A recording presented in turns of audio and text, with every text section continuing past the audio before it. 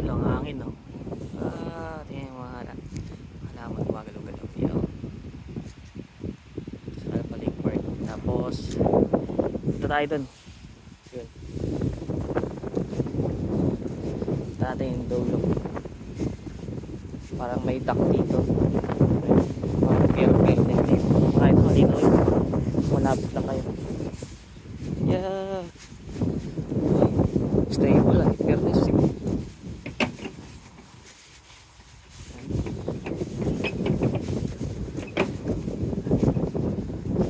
Malga na tayo. Tingnan yung kabundukan ng Whistler. Yan. Mountain. Yan. Idol, oh. Sige, talon. Yan, may mga bahay-bahay sa taas, mga lodging house. Yan. So mga kabahay, doon man natin noon yung accommodation ko. Yes. Sa ilalim ng bundok na yan.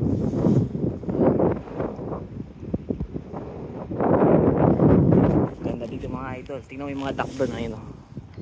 Tamang chill lang sila. Ayun, chill lang sila, relax lang. Tapos yan. Bali malamig dito ngayon mga idol, kaya walang naliligo. Siguro ba ay next month subukan.